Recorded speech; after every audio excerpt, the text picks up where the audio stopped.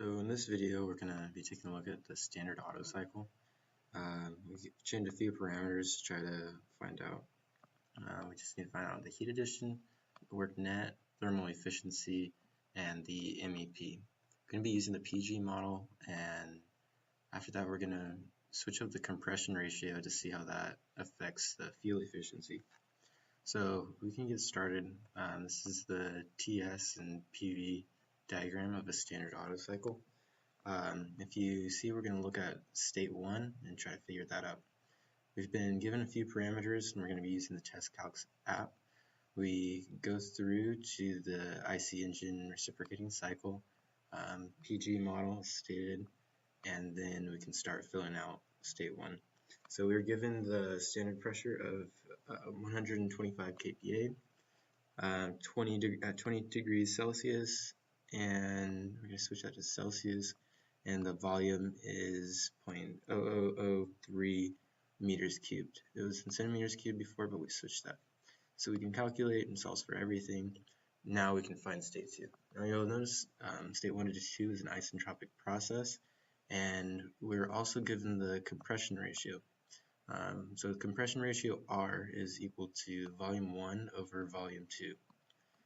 We can use that to solve for the second state of V2. So V2 will equal V1 over our compression ratio of 8, so volume 1 over 8, and like stated before, isentropic process, so S2 is equal to S1. We also know that the mass stays the same, so M2 is equal to M1. Press calculate, and it'll solve for all the other variables. So now for state 3, we are given the temperature 3 of 2000 degrees Celsius, and then we know that this is a constant volume process during combustion. And then we also know that mass 3 is equal to mass 1. So we press calculate, it solves for all of these. Now we can look at state 4. So in state 4, we know two interesting things. So it's an isentropic process. So S1 is going to be S4 is equal to S3. And then we also know that it's a constant volume process. So volume 4 is going to be equal to volume 1. Those are the only two states we need to solve for the other properties. So we can plug that in at state 4 of the constant, the isentropic process. So S4 is equal to S3, and then mass 4 is equal to mass 1, conservation of mass as always. Volume 4 is equal to volume 3. So now we can solve for that. We've solved for all 4 states. Let's check the property table, the diagram. This is the TS. It looks good. So now we know that this is the piston is compressing, and so boundary work is into the system, and Q1 is equal to 0. That will solve for that first state. And then for state 2 to 3, we know that there's boundary work. So we can find Q through that. And then state 3 to 4, that's the power stroke, gas expands, causing boundary work to occur. So Q dot will equal to 0. That will give us our boundary work. And then 4 to 1, no more work can be done, so excess heat is rejected, and where there's no boundary work in that process. So we've solved for all 4 processes. Now we can look at the cycle panel. So we solved as A for Q in, we found Q in.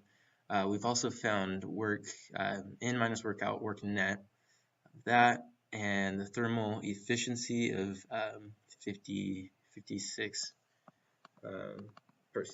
So let's write down 56% since we're going to be switching, we're going to be finding how that changes. So thermal efficiency is 56%. So now we can, we also found the MEP. So now we can switch the compression ratio. The only spot compression ratio used is to find state 2. If you remember, volume 2 over that is how you get volume 2. Volume 1 over compression ratio is volume 2. So we switch volume 2 to volume 1 over 10, and we can see there's an increase in thermal efficiency. So by increasing the compression ratio, you're increasing the thermal efficiency. Now you'll see, you might ask yourself, why not just keep increasing thermal efficiency? Well, with the power stroke, you want to make sure that you're able to compress the gas enough to where it doesn't combust on its own. We'll see that in the diesel cycle, but in the standard Otto cycle, that's not what we're looking for. All right, thanks for watching. That's how you do the standard Otto cycle.